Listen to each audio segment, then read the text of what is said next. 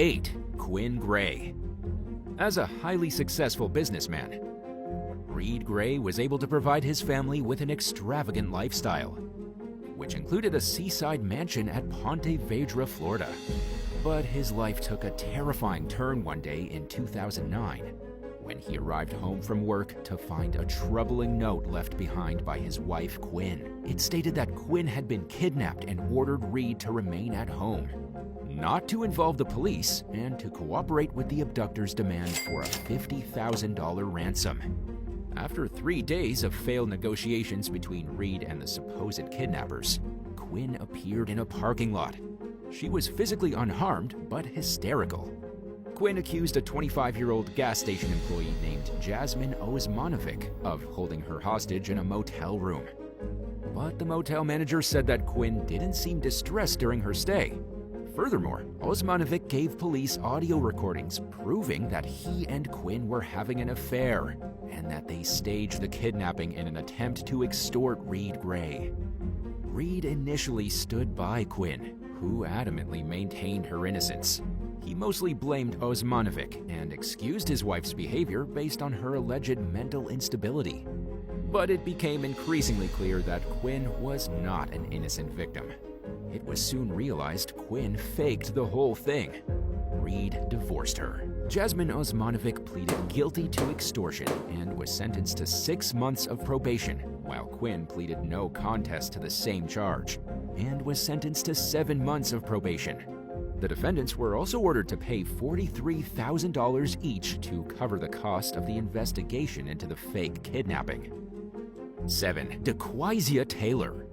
In August 2018, deputies in Martin County, Florida were called to a home on Hutchinson Island, where a young woman had knocked on the resident's door in the middle of the night and asked them to call the police because her phone died. A responding deputy initially couldn't find the woman, but he was led straight to her when he followed the sound of a fire alarm from a nearby building. As he pulled into the building's parking lot, the deputy immediately saw a woman trying to flag him down from the 4th floor. Identified as 20-year-old Daisia Taylor, she said that she was stranded and needed a ride home after being dropped off by her friends, but that her phone was dead. She told the deputy that she pulled the fire alarm to get someone's attention. According to a report, Taylor had a South Carolina driver's license and said that she lived in Broward County and she didn't know either address. But she stopped at the local jail first anyway, where she was booked into custody on a false fire alarm charge. 6. Jessica Nordquist. After moving from Alaska to London for a job in 2016, 26-year-old Jessica Nordquist began dating her coworker Mark Weeks. When the relationship ended, Nordquist embarked on an obsessive and bizarre stalking and revenge campaign against Weeks. She used as many as 20 different Instagram accounts to message clients at their workplace with horrific allegations against her ex, including claims that Weeks had assaulted her and gotten her pregnant. Nordquist accused their employer of knowing about the assault and taking efforts to cover it up. And she even wore a fake baby bump in a bid to make herself seem believable. The young woman's life-ruining mission took a heavy toll on Weeks, who received text messages from unknown numbers warning him that he was being watched. He lived in constant fear and became scared to sleep in his own home. In early 2017, Weeks went to the police, who told Nordquist to stop harassing the victim. 3 months later, Nordquist's friends, family, and colleagues, including Weeks, received an email claiming to be from a criminal group. It contained photos of Nordquist bound and gagged, along with claims that she had been kidnapped. A second email claimed that the abductors had broken Jessica's fingers. Investigators found a note from the supposed kidnappers on the front door of her apartment, and the interior of the home appeared disturbed, as if something chaotic had happened. But Nordquist was alive and well when law enforcement tracked her down at a bed and breakfast in the Scottish Highlands a few days later.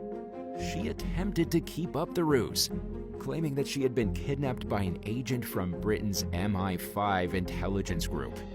Authorities gave Nordquist multiple chances to come clean about the kidnapping being a hoax, but she refused and the case went to trial. She was found guilty of stalking, malicious communications, and perverting the course of justice, and was sentenced to 4.5 years in prison. 5. Melvin Emde. A 41-year-old Oklahoma man named Melvin Emde was reported missing by his son in August 2023 after he disappeared during a kayaking trip along the Mississippi River in St. Charles Parish, Louisiana. Emde was seen falling overboard in the middle of the night, leading authorities to initially believe that he had drowned. A large-scale search ensued, but failed to turn up any trace of Emde. In the meantime, investigators discovered that the missing man was facing serious assault allegations in North Carolina and was due in court on the very day he vanished. Authorities suspected Emde of faking his death in an attempt to escape his legal problems, but they remained tight-lipped to avoid tipping him off about their suspicions. Detectives tracked Emde's movements leading up to his disappearance via an ankle monitor he was wearing as a requirement of his bail. He was seen purchasing a prepaid phone at a Walmart store and appeared to be using it after he went missing. But he only turned it on for brief periods before it became inactive, and his trial went cold. Over a month later, he was pulled over on a motorcycle in Tift County, Georgia, for driving without a license plate. He crashed the bike while attempting to flee, and then tried to outrun law enforcement, but was quickly apprehended. Emde allegedly provided a fake name, but was identified through fingerprints, and will now face the charges that he tried so desperately to escape. 4. Sabrina Belcher. During her campaign to become the next mayor of Sumter, South Carolina in 2020, 29-year-old Sabrina Belcher posted footage of what appeared to be an armed kidnapping on Facebook Live. The 3-minute video showed Sabrina sitting in the driver's seat of a vehicle as a man, who was out of the camera's view, grabbed her by the hair and ordered her to drive. She screamed for the man to stop as he struck her and continued to verbally abuse her. At some point, Sabrina stopped the car and got into a physical struggle with the man. She could be heard screaming, "I have kids, I have kids," as the mystery assailant struck her in the midsection with what appeared to be a metal bat. The video ended with the man smashing out Sabrina's car windows and dragging her out of the vehicle. Sabrina eventually turned up at a police station and claimed that the ordeal began at a car wash where she was assaulted by an unknown black male. She eventually admitted to knowing the suspect as Jalen Rogers, but it was later determined that she gave the police a fake name.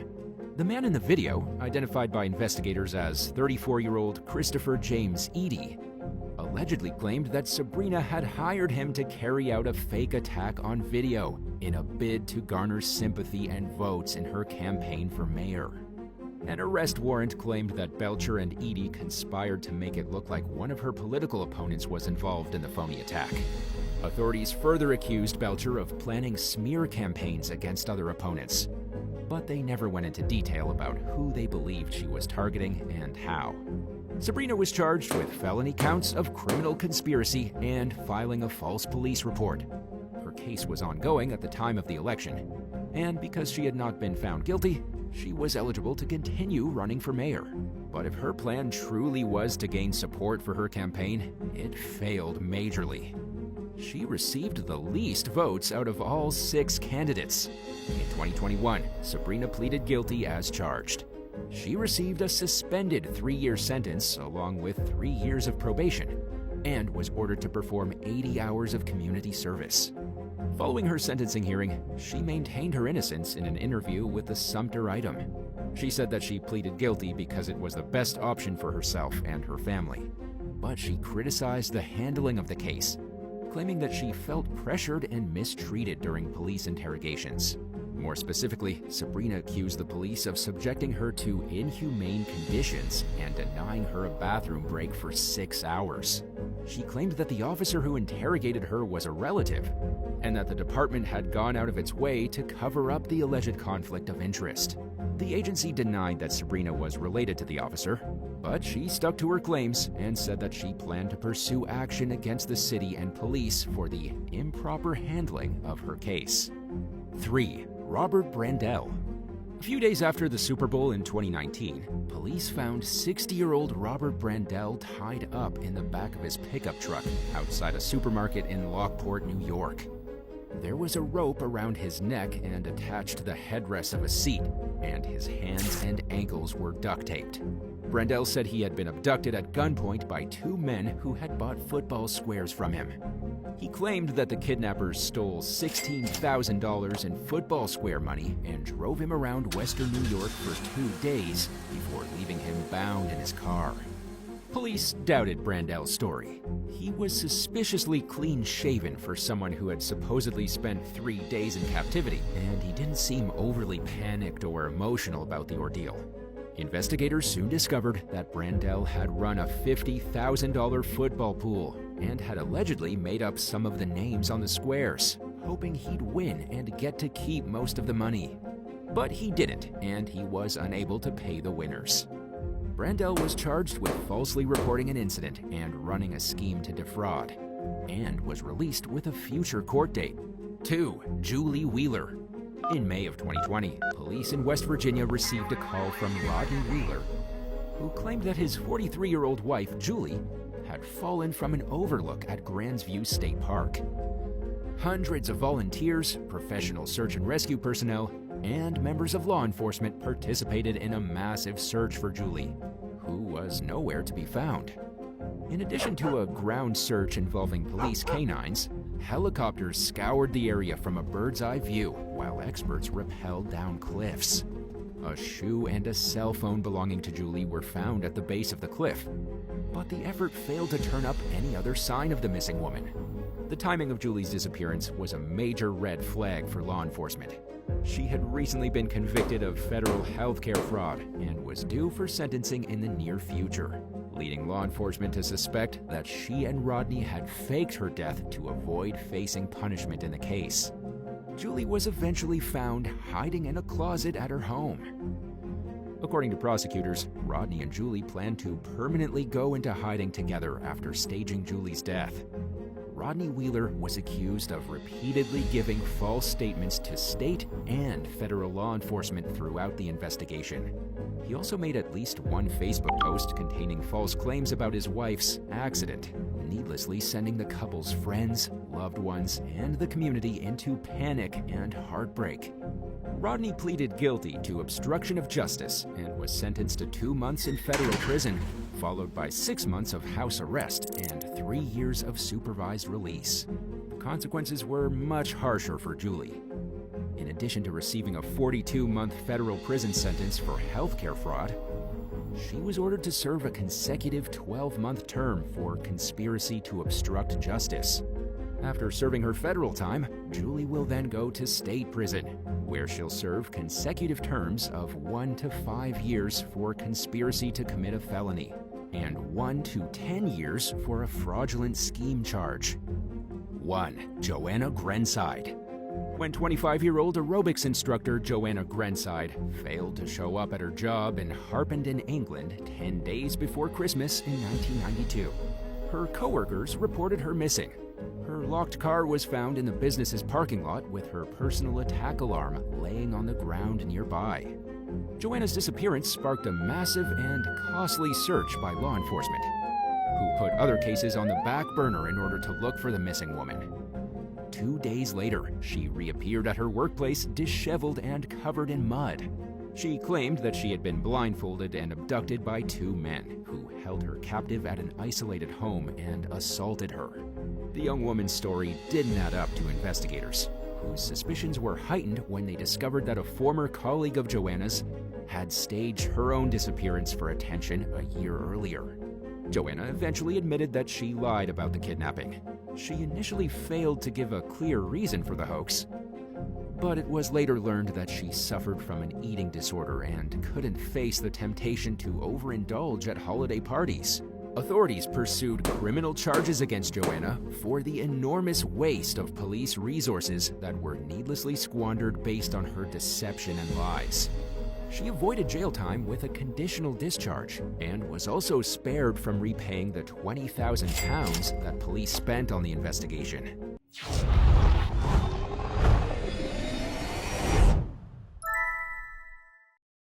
Number 10. Scorned gold digger gets cruel revenge. A Sydney man named Faisal Khan was looking for a loyal companion who shares his faith when he went on a Muslim dating site in 2017. He connected with a woman in Morocco named Asmay and was so smitten he flew to her country to meet her and her family. During his trip to Morocco, he proposed to Asmay, and to his delight, she said yes. The couple wasn't married for long before Faisal began to suspect Asmay of using him for an Australian visa.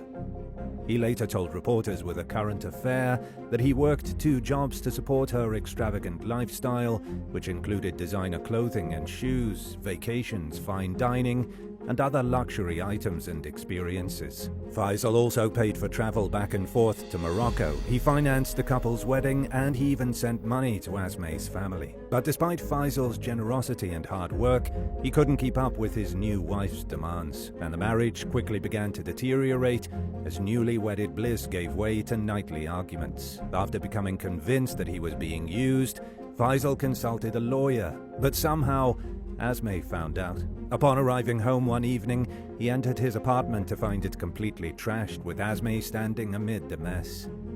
It looked like it had been completely ransacked. Furniture was overturned, glass was shattered, wine was spilled on the carpet, and belongings were haphazardly strewn across the floor. Asmay allegedly made a statement to the effect of, "You think you're so smart talking with lawyers, now see what I do to you." Then afterwards she rushed out of the apartment. A few hours later, police arrested Faisal on suspicion of assault.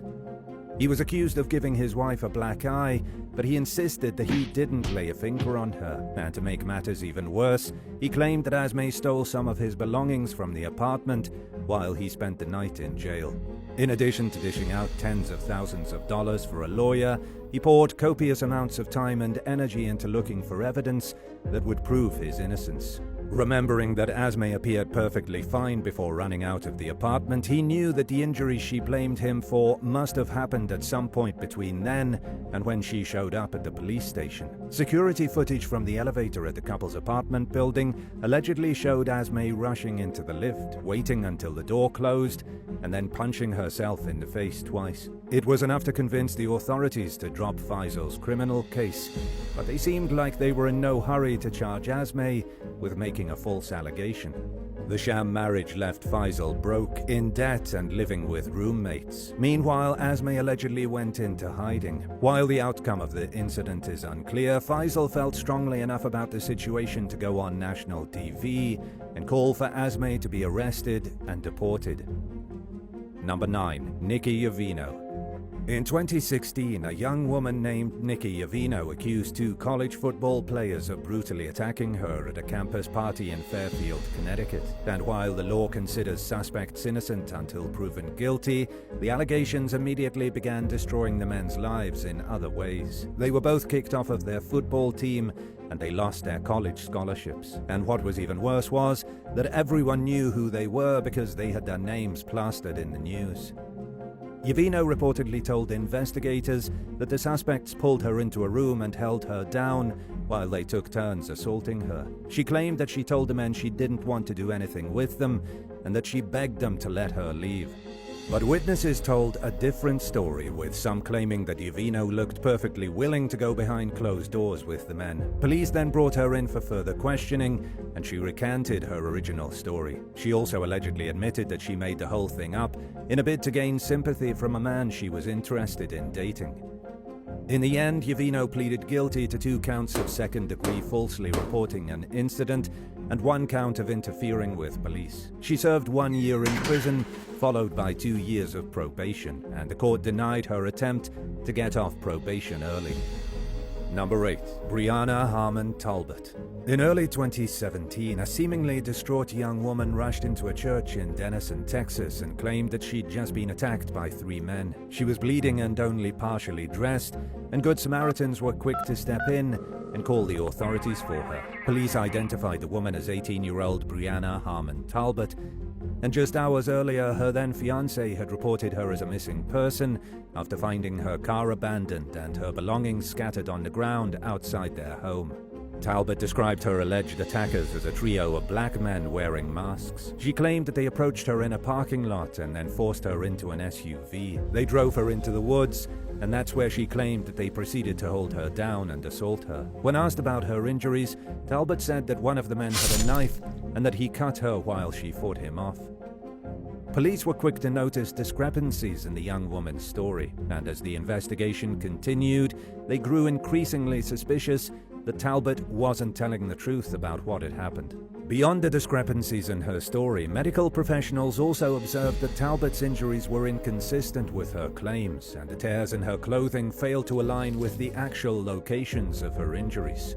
2 weeks after making the initial report, Talbert admitted that she'd made the story up. She explained that she and her fiancé had fought earlier that day, and she went into a nearby abandoned house to self-harm.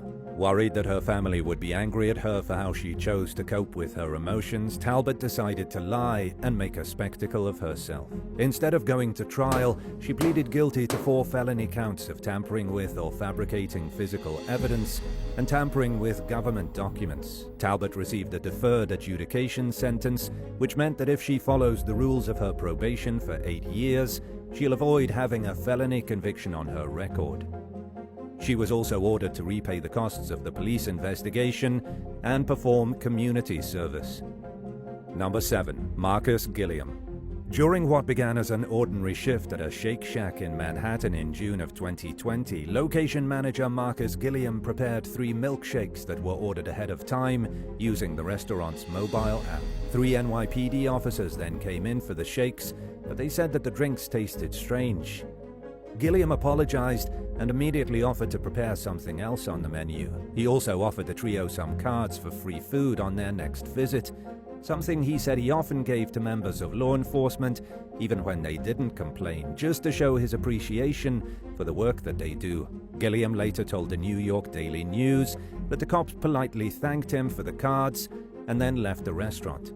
A short while later, around 25 police officers allegedly entered the restaurant and ordered staff members to sit on the floor. According to Gilliam, the cops taunted and mocked the employees, causing one worker to burst into tears and another to quit. Then one of the officers accused Gilliam of poisoning the 3 cops who'd complained about their milkshakes tasting funny. He was taken down to a nearby precinct, where he was questioned extensively and accused of tainting the milkshakes with bleach. The allegations came shortly after George Floyd's death at the hands of Officer Derek Chauvin in Minneapolis. Racial tensions reached a disturbing high as protesters and police officers clashed in cities throughout America, including the Big Apple. And the officers who accused Gilliam of poisoning them were on protest duty at the time of the incident. Gilliam and the Shake Shack were cleared of any legal wrongdoing the next day. But Gilliam and his co-workers were relentlessly harassed by people who were convinced of their guilt. He told the Daily News that he received over 100 voicemails accusing him of trying to kill cops, and when he crossed paths with one of his accusers the following week, he was overwhelmed by panic and anxiety, even though the officer didn't seem to recognize him. The mentally scarred manager went on to quit his job and took a new gig working in construction, and he filed a federal defamation lawsuit against the city and police. Number 6. Santana Renee Adams. Police in Barboursville, West Virginia, received an alarming 911 call in April 2019 from a young mother who claimed that a strange man had tried to snatch her child at a shopping mall. 24-year-old Santana Renee Adams reportedly told law enforcement that she reacted by pulling her gun on the man. Responding officers then spotted 54-year-old Mohammed Fathi Hussein Zayan and promptly arrested him. Social media users praised Adams for her quick-thinking response to the alleged abduction attempt, which many credited with saving her daughter's life. But investigators quickly began to poke holes in her version of events, as they were suspiciously unable to find any witnesses to back up Adams' story. Adams initially told officers that a man of Middle Eastern descent had tried to drag her child away by her hair, at which point she drew her 9mm Smith & Wesson handgun. She also claimed that Zayan rushed out of the store and that he began walking toward her when they crossed paths a little while later. But surveillance footage showed no evidence of Adams and Zayan interacting at all. The closest the two came to one another was when Adams exited the mall about 30 seconds before Zayan, who went in a separate direction and made no contact with the young woman. In fact, he didn't even look in Adams' direction. And he also never approached or interacted with the woman's child. According to a since-deleted Facebook post by the Barbersville Police Department, Adams eventually admitted that the incident may not have been a kidnapping attempt. She reportedly acknowledged that Zayan may have harmlessly patted her daughter on the head and smiled, and the confusion was blamed on a cultural misunderstanding. But to make matters even more confusing, she'd later go back to her original story in court. Authorities dropped the case against Zayan and released him from jail. At the time, the Egyptian national was in the United States for an engineering job, and he was innocently shopping for clothes for his own family at Old Navy when the bizarre encounter occurred. Adams' motives for allegedly making the false claims and whether she meant any harm were unclear. Police blamed social media, which has become a popular platform for stories about attempted abductions in recent years. And according to officials, these heart-stopping stories tend to go viral even when there's little to no evidence to back them up.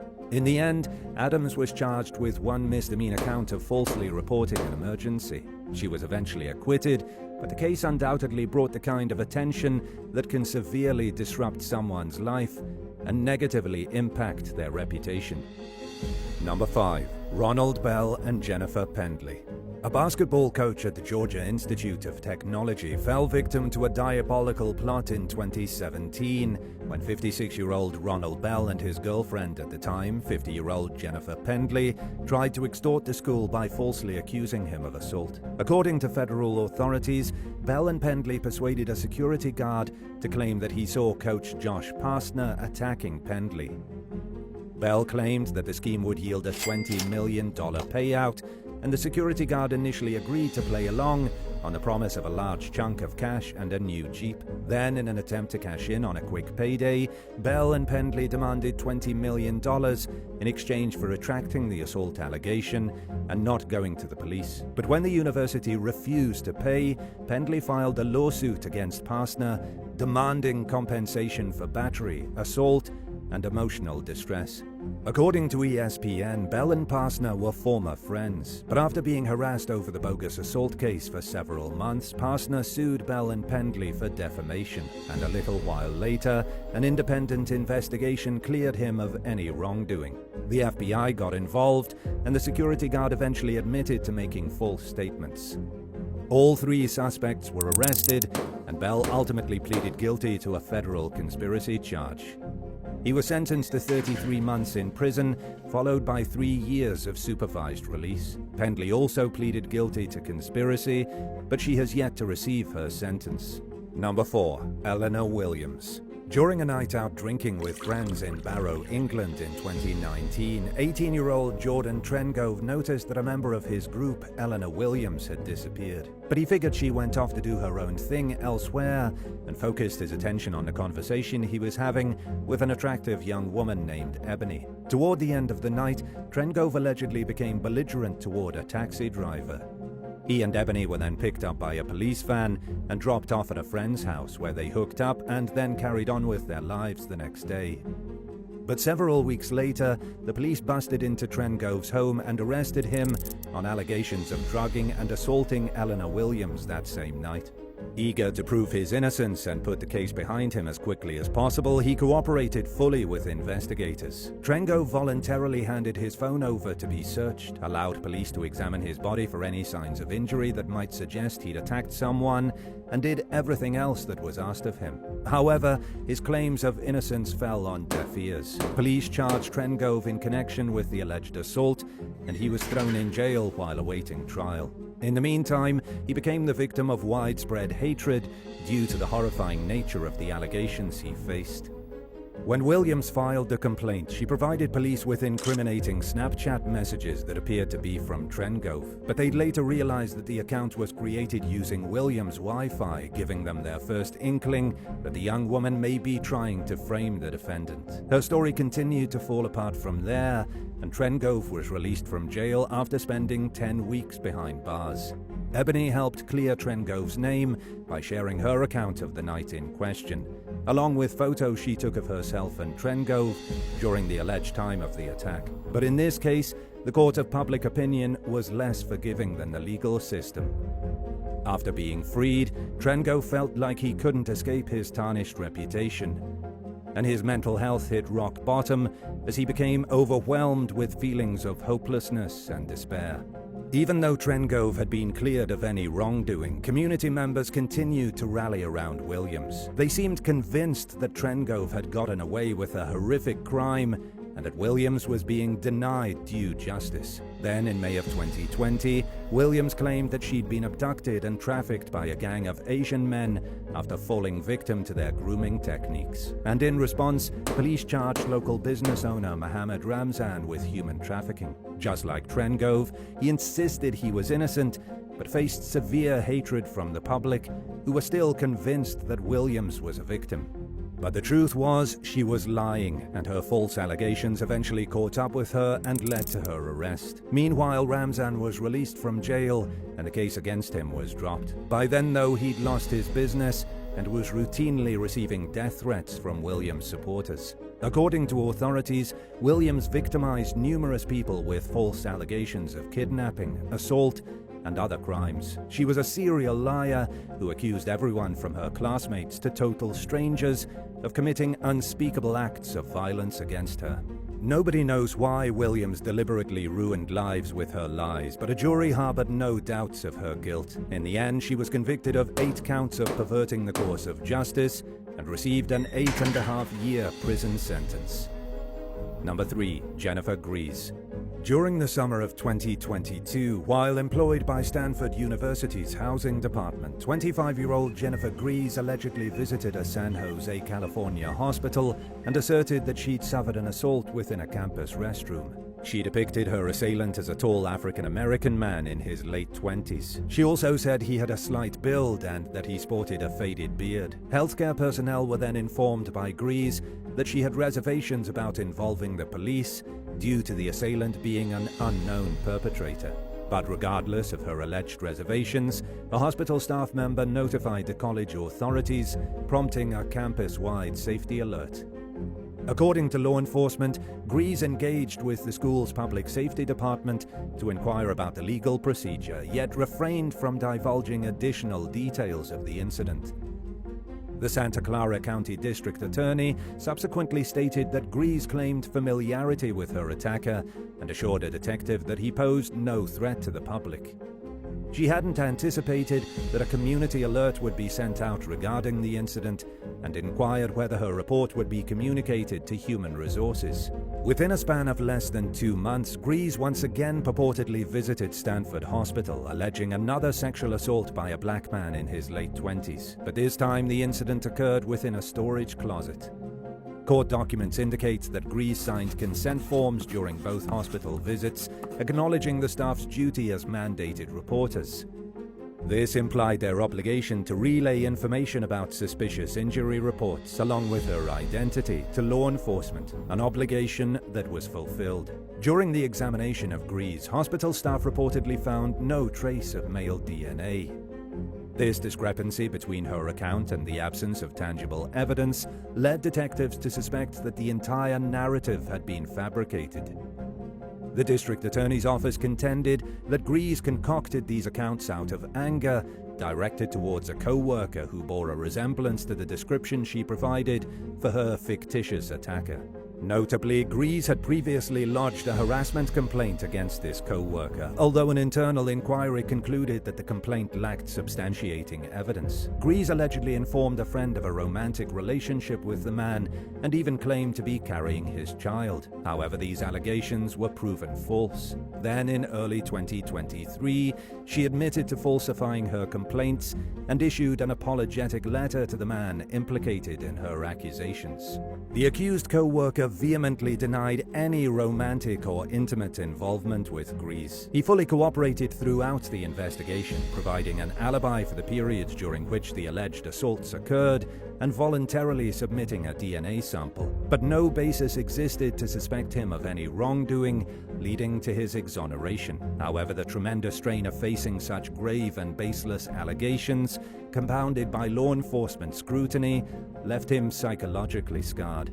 And in a statement to the district attorney's office, he conveyed feeling disgusted and dehumanized. Jennifer Grease faces 2 felony counts of perjury and 2 misdemeanor counts of inducing false testimony, and she remains under supervised release pending her forthcoming court appearance.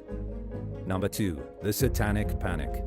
Starting in the early 1980s, a collective panic over ritualistic abuse plagued the United States, and by the time the so-called Satanic Panic ended in the mid-90s, more than 12,000 unsubstantiated cases of abuse had been brought forth throughout the country.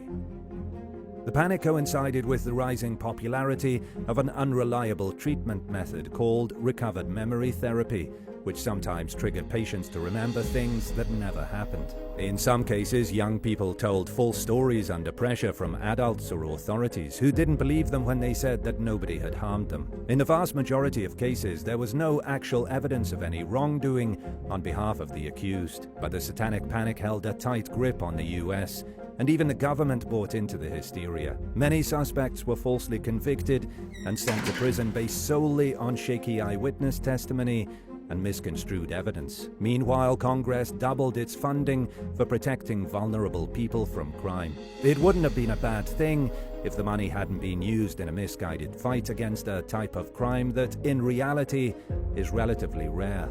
The Satanic Panic was further fueled by so-called experts who were often featured on the news, used as expert witnesses in court cases, and entrusted with advising families and law enforcement. Many of these individuals were later debunked, including American comedian and evangelist Mike Warnke. Warnke claimed to have first-hand experiences with Satanism, but was ultimately found out to be little more than a grandiose storyteller. Theologian and philosopher Karl Raschke was another prominent voice of the period, and when people criticized his work for lacking factual support, he was quick to accuse them of being cult apologists. He even believed that the popular role-playing game Dungeons & Dragons was an initiation into black magic. In many parts of the US, people who were falsely convicted during the Satanic Panic are still being exonerated and released from prison after spending decades behind bars for imaginary crimes. And one of the most well-known cases from the period came in 1994, when a group of lesbian friends known as the San Antonio Four landed at the center of false abuse claims. At a time when open discrimination against gay Americans was rampant, especially in the South, the women found a safe haven at the home of Elizabeth Ramirez. A relative of Ramirez accused the friends of satanic abuse months after spending the day with the group, landing her a 37.5-year prison sentence. And as a result, Christy Mayhew, Cassandra River, and Anna Vasquez each received 15-year sentences. More than 10 years later, the Texas Innocence Project took on the women's cases. The alleged victim recanted key testimony, now claiming that their father had forced them to lie because he was angry at Ramirez for rejecting his advances. An expert witness also recanted her testimony after realizing that she'd falsely determined that a victim's scar was caused by abuse-related injuries. The San Antonio Four were released from prison in 2012 and 2013. They then spent the next several years fighting to get their convictions vacated and their records expunged as the false allegations continued to follow them around. Speaking with local station KSAT in 2022, Ramirez expressed her fears that Satanic Panic is on the rise again in the form of far-right conspiracy theories that are attracting large followings. After fighting for decades to fully get her life back, she hopes her experience serves as a cautionary tale about the dangers of irrational hysteria and how easily lives are destroyed when the lines between reality and imagination become blurred. Number 1. Ian and Angela Diaz. Divorces are seldom enjoyable experiences, but Ian Diaz and Michelle Hadley encountered relatively minimal conflicts when they parted ways in 2015. Their primary disagreement centered on the ownership of a condominium in Anaheim, California. Michelle had initially supplied the down payment and was listed on the mortgage, which mandated her responsibility for the payments, despite her no longer residing there. But the situation remained unresolved as Ian welcomed his new partner, Angela Connell, and invited her to live in the condo. In February 2016, Ian and Angela got married, and only 3 months later, the newlyweds began spreading serious allegations against Michelle, claiming she'd engaged in severe online harassment of Angela. They also claimed that Michelle orchestrated instances of luring predatory men to Angela's residence using fabricated Craigslist advertisements. During a visit to the police station, Ian, asserting his role as a U.S. deputy marshal who dealt with criminal investigations professionally, depicted his ex-wife's behavior as unparalleled in its extremity. Both he and Angela depicted Michelle as a perilous stalker, with Ian even stating on one occasion that she warranted restraint and confinement.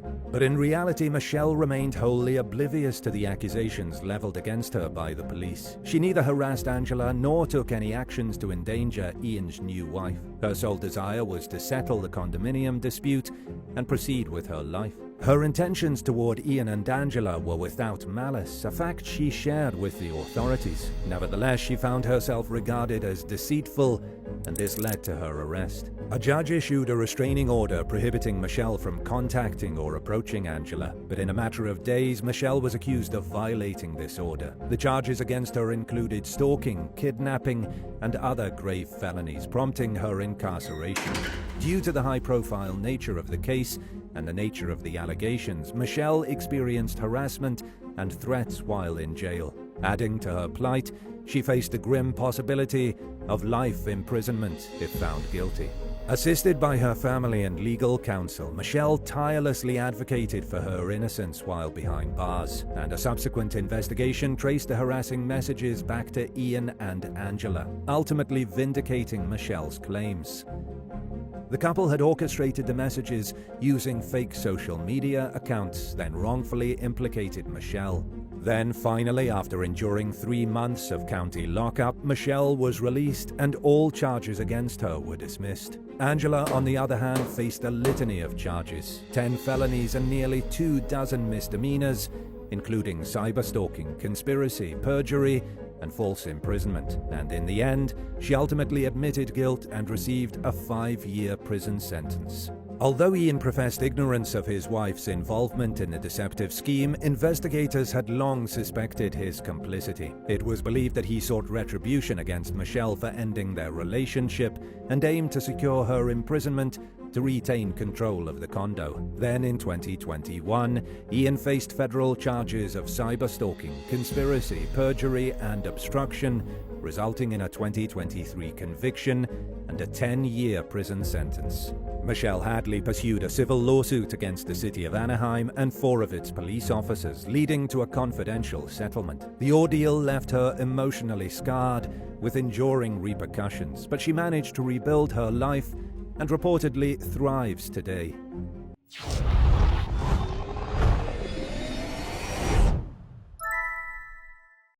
Number 16. Botox nurse scam. Paulette Padilla, a 31-year-old nurse practitioner specializing in Botox and filler injections at the New You Wellness Center in Coral Gables, South Florida, was apprehended in 2021 for her alleged involvement in a phone scam targeting elderly individuals. The scam reportedly deceived seniors into wiring or mailing substantial amounts of money, with at least 2 victims losing over $40,000. Padilla faces charges of organized scheme to defraud, trafficking cannabis, and possession of substances with the intent to traffic. The arrest unfolded when an 86-year-old woman from Chicago wired $20,000 after receiving a call falsely claiming that a family member had been in a traffic accident. A subsequent investigation by Bank of America, prompted by the victim's family, revealed that the money had been transferred to Padilla's bank account. Padilla, upon inquiry by a bank investigator, asserted that the elderly woman was a friend who sent the funds as payment for a Super Bowl party she was organizing. Further scrutiny exposed financial transactions involving Padilla sending substantial sums to her mother and an associate, alongside ATM withdrawals. A phone link to Padilla also revealed evidence of another victim, an elderly woman from New York, who'd sent $22,000 in cash to Padilla and her alleged accomplices after being falsely informed of a family member's accident. And in addition to the fraud charges, Padilla faced law enforcement action on different fronts. Agents from the Bureau of Alcohol alcohol, tobacco, firearms, and explosives raided Padilla's Southwest Miami-Dade apartment, seizing 170 pounds of marijuana. But despite the serious charges, Padilla was released from jail upon posting a $7,500 bond, with a scheduled court appearance on May 13, 2021. Padilla, described as a board-certified nurse practitioner with a background in aesthetics and anti-aging medicine, gained recognition for her gentle touch and precision in Botox and fillers, as detailed in her clinic biography. But with the evidence of her crimes piling up, it's unlikely that she'll remain a free woman for long. Unfortunately, there's been no recent updates on this case, so it's unclear whether or not Padilla is learning her lesson from the inside of a jail cell. Number 15. Danielle Tolbert. On March 3, 2021, police officers in Bedford, Massachusetts began investigating a reported incident of a domestic battery on a child who was under the age of 14 at the time. The investigation eventually led them to the home of 29-year-old Bradley Livingston and 28-year-old Danielle Tolbert, who had multiple children together, although it's unclear how many. The responding officers could tell, after speaking with the couple's children, that they had been coached on what to say to the authorities when questioned about the incident. According to the police, Tolbert told her kids to lie to the officers about what had really happened, and they were also instructed to tell the same lies during their one-on-one interviews with representatives from the Department of Child Services. And while it's unclear what role Tolbert's boyfriend, Bradley Livingston, played in the scheme, he was arrested along with Tolbert on charges of obstruction of justice and for assisting a criminal. Tolbert allegedly told her children not to tell anyone about the events that transpired, prompting an investigation by the authorities to get to the bottom of things. According to police reports, Tolbert made excuses to her kids to get them to lie, telling them that what happened should stay between their family because, in her own words, it was a family matter and didn't concern anybody else. During her own interrogation, Tolbert claimed that the alleged incidents never happened and that she never told her kids to lie to investigators or the police. Unfortunately, though, the outcome of this case is unclear. Number 14. Satya Thakor. Satya Thakor, a 35-year-old individual who'd previously failed medical school, resorted to violence, attempting to stab his family to death after years of maintaining a web of lies. Thakor's deception began when he failed university exams, prompting him to pose as a doctor, while in reality, he was spending his days at the library. The pressure of sustaining his falsehoods eventually reached a breaking point in May of 2019, just before a promised family vacation to the United States. In a disturbing turn of events at his mother-in-law's home in Berkshire, England, Thakor sought to smother and stab the woman, Geeta Laxman, who was supposed to accompany the family on the impending trip. However, he was caught in the act by his wife, Nisha, so Thakor also attacked her, along with his brother-in-law, Primal Laxman, and sister-in-law, Rashika Laxman. Police then arrived on the scene to find Thakor stabbing himself while locked in a bathroom, shouting about demons. Initially sectioned under the Mental Health Act, Thakor was found to have fabricated hallucinations of demons, revealing the extent of his deceit, and as a result he was sentenced to 28 years in prison and received a restraining order against his family indefinitely.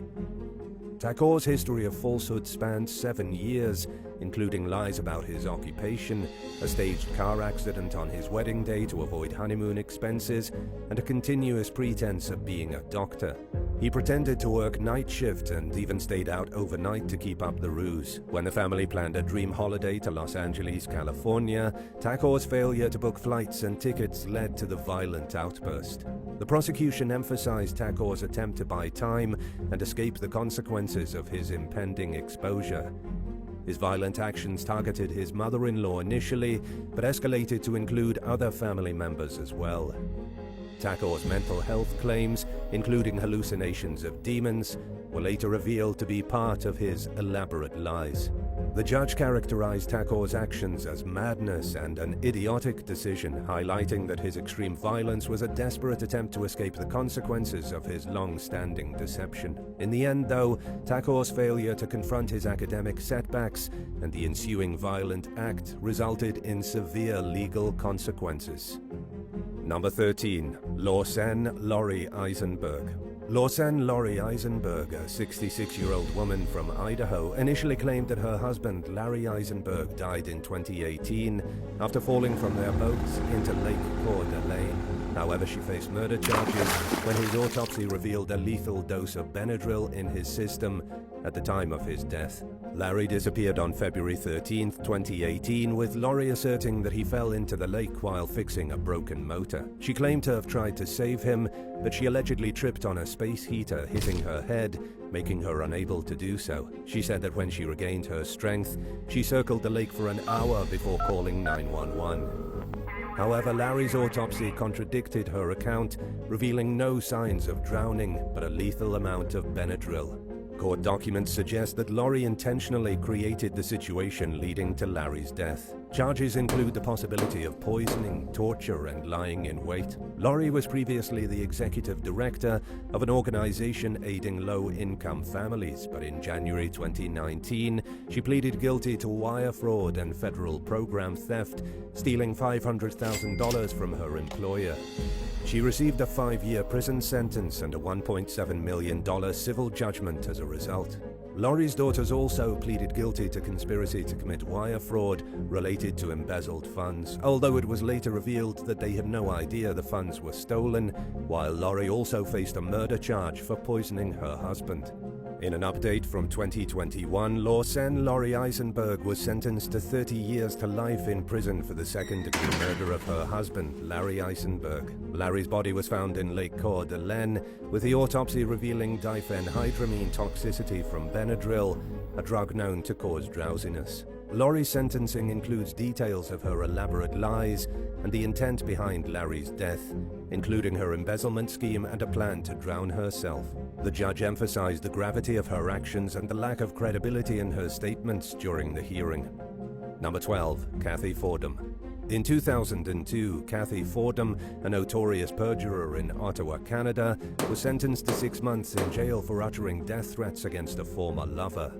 Known for a history of making false accusations of assault, Fordham cried during sentencing, though Justice Rommel Mass deemed her a manipulative person and a danger to society. He also expressed skepticism about her claimed illnesses, including skin cancer, a brain tumor, and post-traumatic stress disorder. The victim, Stephen Brown, faced severe consequences due to Fordham's actions, losing access to his children, his house, and even his job.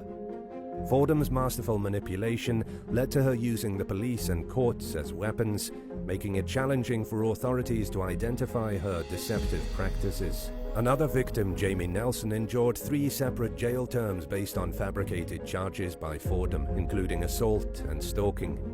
Nelson spent 18 months in solitary confinement for refusing counseling, resulting in his son being taken by the Children's Aid Society, and eventually the boy was put up for adoption.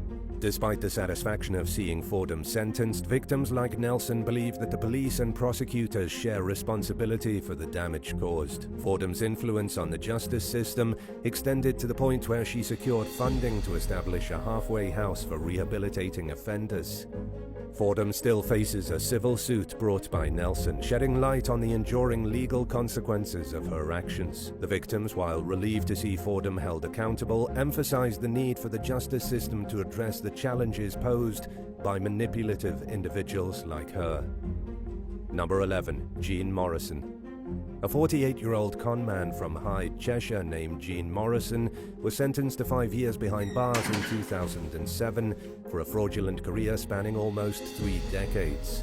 Posing as a forensic expert, Morrison deceived victims in around 700 cases, manipulating trials involving armed robbery, death by dangerous driving, unexplained death, drug offenses, and cases of questioned paternity. Despite leaving school without qualifications, Morrison successfully fooled judges, barristers, solicitors, and their clients into believing that he was a qualified forensic expert.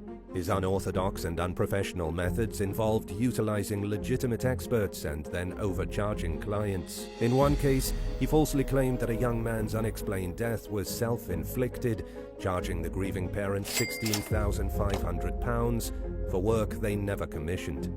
Described as an inveterate and compulsive liar by the trial judge, Morrison's actions were deemed detrimental to the legal process. Judge Jeffrey Lewis emphasized Morrison's lack of expertise, dishonesty, and disregard for the consequences of his actions on the administration of justice.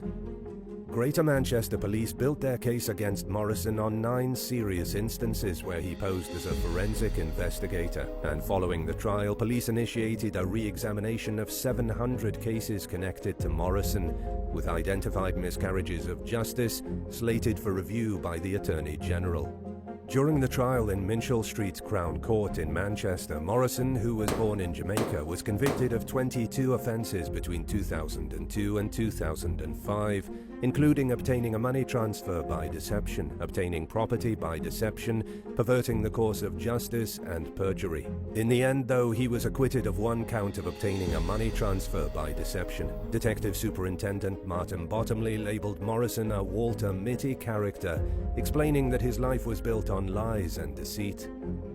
Morrison's fraudulent actions, which targeted innocent victims, including grieving families, drew criticism from those directly affected. One victim, Barry Power, expressed relief at Morrison being held accountable, acknowledging the additional distress he caused during a difficult time for his family and others. Number 10. Song Guo Zheng.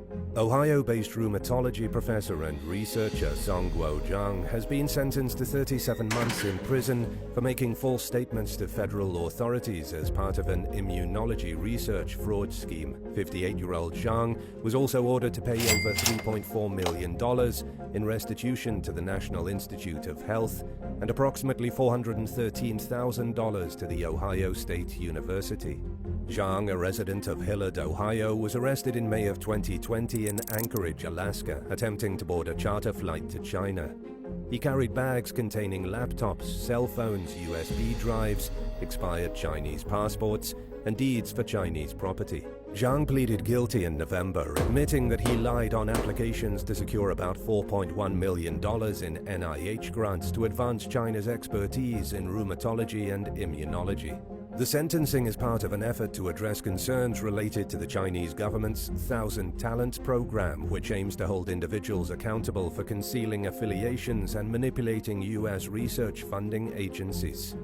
Zhang concealed his participation in Chinese talent recruitment programs, receiving federal research dollars while hindering critical medical research advancements. Zhang's failure to disclose affiliations and foreign commitments damaged trust in U.S. research and violated transparency values in academia.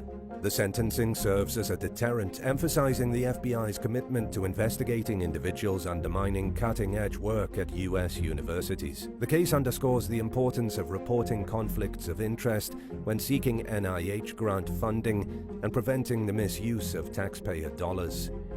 Zhang, a professor of internal medicine leading autoimmune research at The Ohio State University and Pennsylvania State University, made false statements on NIH grant applications, concealing his participation in Chinese talent plans and collaboration with a Chinese university controlled by the government.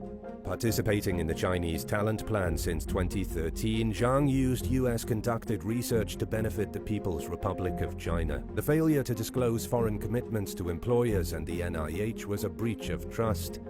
But Zhang's sentencing aims to discourage involvement in China's talent recruitment plans, safeguarding American innovations and technology. Acknowledging the assistance of the Anchorage FBI Division and the U.S. Attorney's Office for the District of Alaska, this case was investigated by the FBI and the Health and Human Services Office of the Inspector General. The sentencing reflects a commitment to transparency, trust, and deterring fraudulent access to research funds. Number 9. Maria McBurney. Maria F. McBurney, a 62-year-old Toms River resident in New Jersey, was arrested in July of 2023 after being exposed for posing as a doctor, treating patients, and prescribing medications without a valid license. Also known as Marife L. McBurney, she faces charges including practicing medicine without a license, forgery, healthcare fraud, and distributing a controlled dangerous substance. Prosecutors allege that McBurney assumed the identity of a relative with a valid medical license license using the relative's name from March 2022 to June 2023, and during this period, McBurney issued multiple prescriptions under the relative's name, submitted insurance claims, and billed patients for medical services even when the actual relative was unable to see and treat patients. The Ocean County Prosecutor's Office didn't specify the medications McBurney allegedly prescribed, but she was arrested on a Wednesday and was booked into an Ocean County Department of Corrections facility. Unfortunately, though, it remains unclear if she's been released, and information about her legal counsel doesn't seem to be available.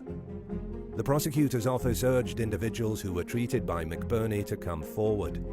Patients of the Toms River office where McBurney allegedly practiced were advised in an automated phone greeting to email the facility for their medical records. Authorities from the Drug Enforcement Administration, the Economic Crimes Unit of the prosecutor's office, and the Toms River Township Police Department collaborated in the investigation. Shaw Medical Associates, where McBurney purportedly treated patients, now has an automated voice message stating that the office is permanently closed and directs patients to request medical records via email. CNN reached out for comments from Shaw Medical Associates, but there's no indication of their response. McBurney awaits a detention hearing, but it's currently unknown if she's retained legal representation. Number 8. Nicole Humes.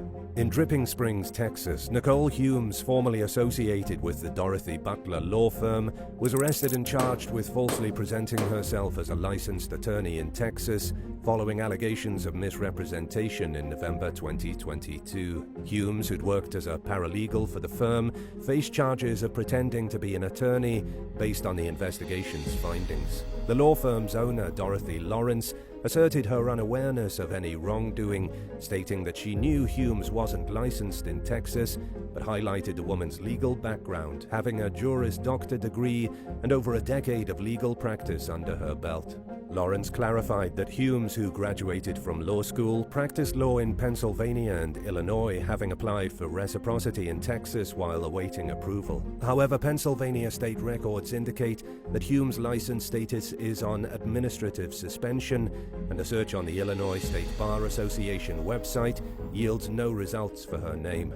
But according to Lawrence, Humes never misrepresented her licensing status in Texas and didn't engage in unauthorized legal work as per her knowledge. Despite Lawrence's claims, though, the firm terminated Humes's employment at the end of the previous year after the allegations surfaced. An arrest affidavit revealed that Humes was listed as a senior associate attorney on the firm's website and presented herself as a co-lead attorney on a case, a claim she attributed to Lawrence's instructions.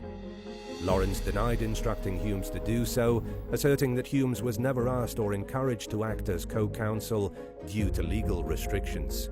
The firm's reputation came under scrutiny when a former client, Colton Bures, filed a complaint with the state's Bar Association, expressing dissatisfaction with the firm's business practices. Lawrence defended the firm's reputation, highlighting its accolades and top rankings in the local legal community.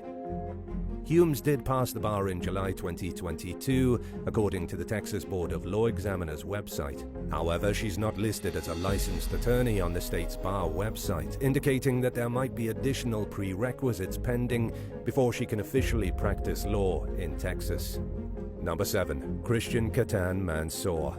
In April 2023, 18-year-old Christian Katan Mansour of Macomb Township, Michigan, was arrested for impersonating a police officer. The Oakland County Sheriff's Office reported that Mansour, driving a BMW, attempted to pull over an off-duty Waterford Township police officer. He used red and blue lights attached to his car to gain the officer's attention at around 11 p.m. in Rochester Hills, a suburb north of Detroit. The off-duty officer, realizing the impersonation, followed Mansour to confront him, and during the confrontation, she identified herself as a police officer and requested Mansour's identification as well. Mansour claimed to be a Detroit police officer from the 12th Precinct, stating that he needed to retrieve his identification from his car. However, when he returned to his vehicle, he just drove away. The off-duty officer pursued Mansour to a trailer park that was approximately 8 miles away, but eventually she lost sight of the BMW. Subsequently, deputies observed Mansour changing license plates between 2 vehicles he owned. And after a brief foot chase, Mansour was arrested. Oakland County Sheriff Michael Bouchard emphasized the severity of the crime, stating that individuals pretending to be police officers pose a threat to the public and undermine legitimate law enforcement. He also urged anyone with similar experiences involving Mansour or his described automobile to contact the sheriff's office. Mansour was arraigned on a misdemeanor charge of impersonating a public officer and was released on $5,000 bond. Mansour couldn't be reached for comment, though, and it was unclear if he had retained legal representation. Number 6. Heidi Schmutz.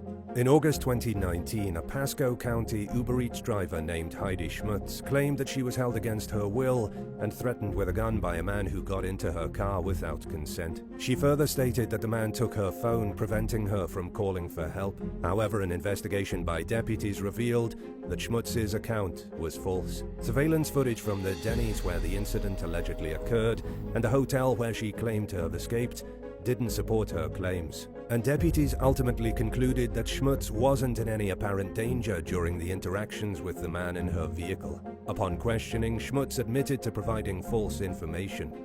She disclosed that she willingly agreed to drive the man for cash payment, but when he couldn't provide the agreed-upon amount, she falsely reported the incident, exaggerating the events to make them seem more credible.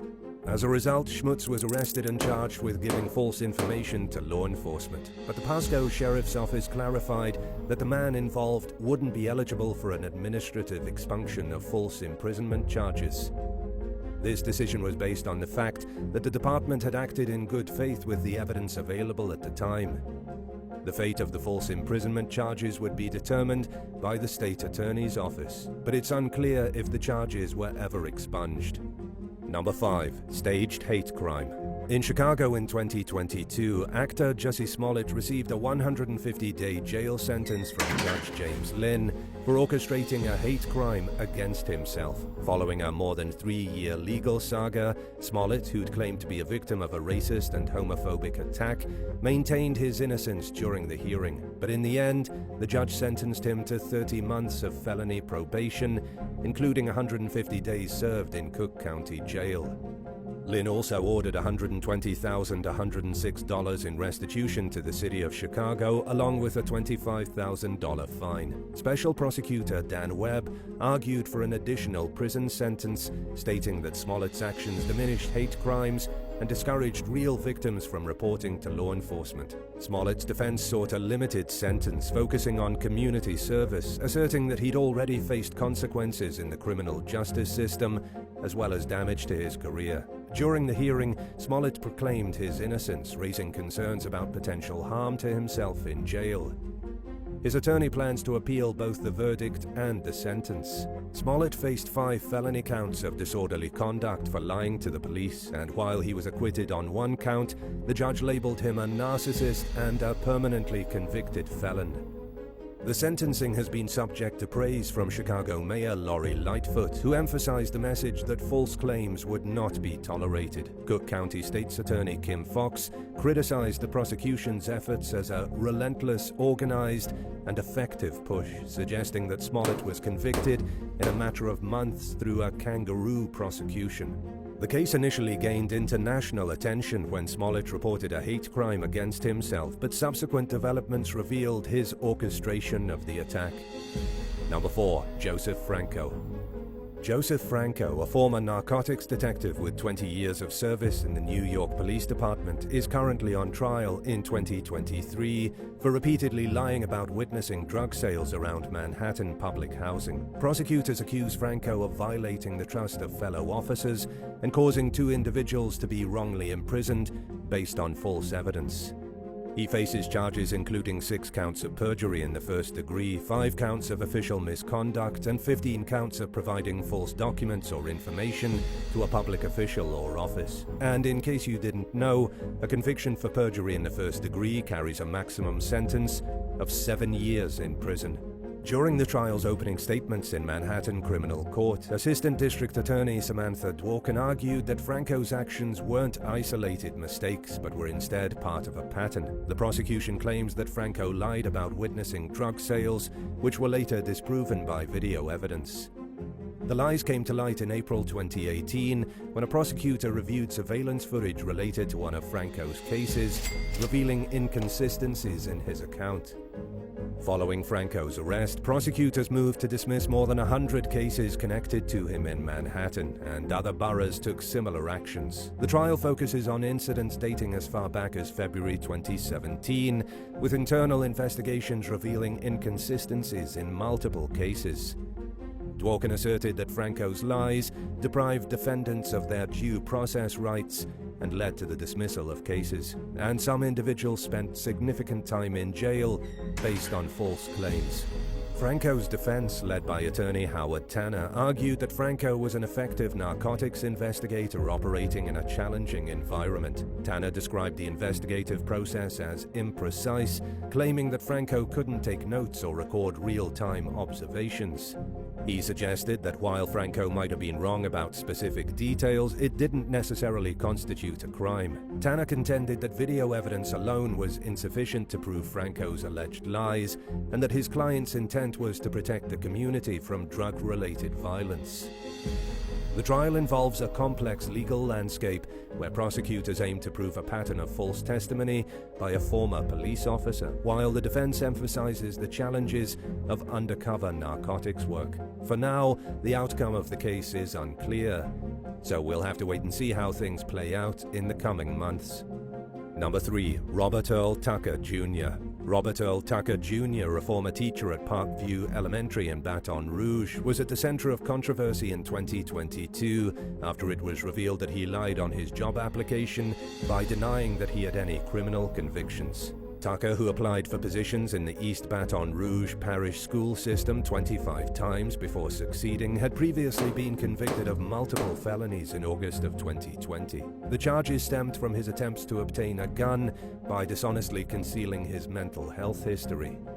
Tucker's hiring process involved a mandatory background check, which took 21 days instead of the usual 5 to 7, and during his short tenure at Parkview, parents raised concerns about his behavior, alleging that he talked to himself, accused a student of using a racial slur, and even refused to post grades. As suspicions grew, parents discovered news stories about Tucker's felony conviction from August 2020. The situation then escalated, leading to Tucker's resignation on September 29th of that same year, 8 days after the background check results were received. An uproar ensued after the revelation of Tucker's resignation, with parents demanding additional security at the school. The school district faced criticism for hiring Tucker without waiting for the background check results. At a private meeting on October 5th, school leaders apologized, but questions about whether Tucker was the felon mentioned in news stories remained unanswered. The documents obtained through public records requests reveal several inconsistencies in Tucker's employment history and qualifications. While claiming to have worked at the Greenville Superintendent's Academy for 11 months, records indicate only a 2-month tenure. Tucker applied for various positions over the years, including administrator roles, but succeeded in securing only one teaching position in 2017. Tucker, a U.S. Army veteran with a background in teaching, shares similarities in handwriting, signatures, and other life details with the felon Robert Earl Tucker. Both of them grew up in Bastrop, Louisiana. They attended the same high school, and they have similar ages. However, the school district hasn't disclosed the nature of Tucker's criminal activity or details of his criminal background check. The controversy led to Superintendent Cito Narcisse discontinuing the practice of hiring employees before completing their background checks. The school board also considered policy changes, including the removal of language allowing conditional hiring before background checks are complete.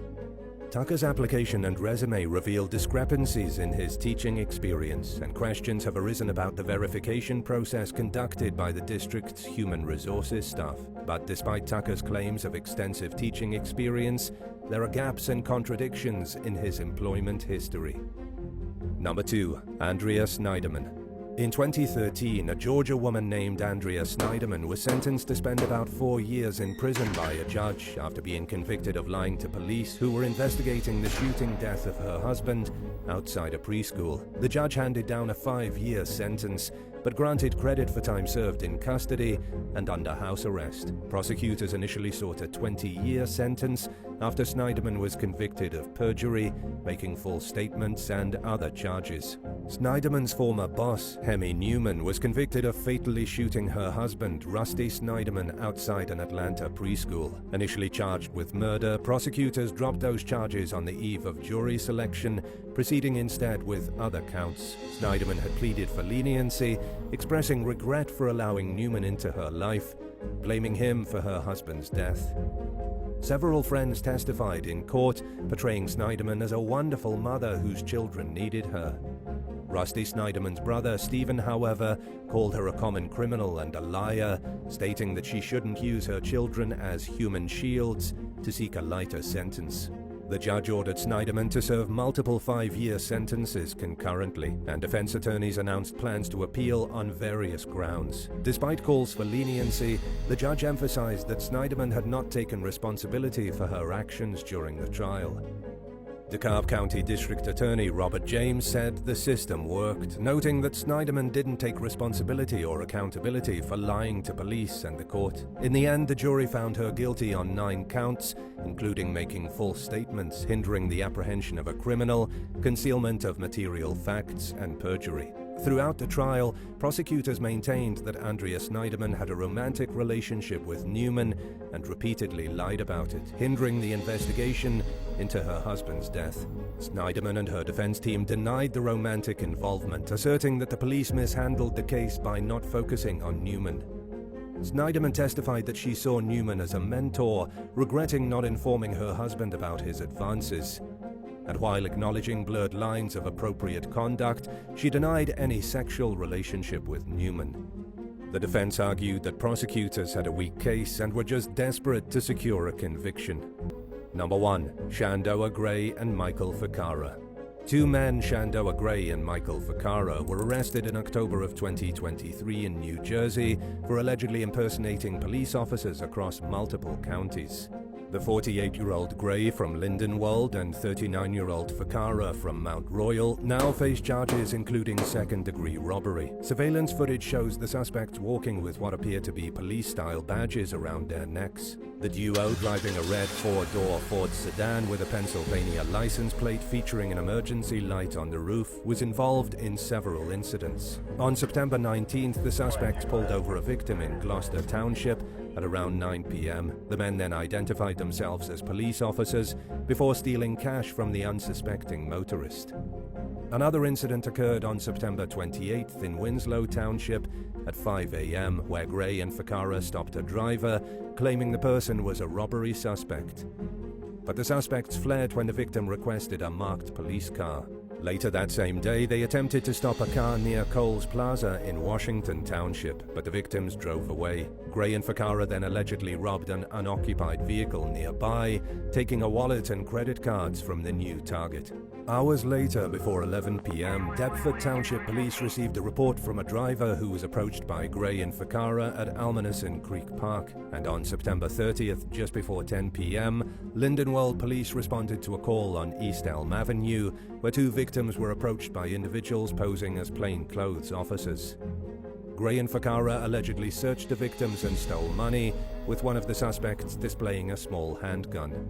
Shandoa Gray was arrested by the U.S. Marshals Service of New York, New Jersey Regional Fugitive Task Force, while Michael Ficarra was taken into custody for unrelated accusations. Both men faced charges of second-degree robbery and additional offenses. Authorities revealed that the suspects wore police-style badges, drove a red sedan with an emergency light, and conducted fake traffic stops. For now, the investigation continues, so it's unclear if there are additional victims. Thank you so much for watching, and we'll see you in the next one. Bye.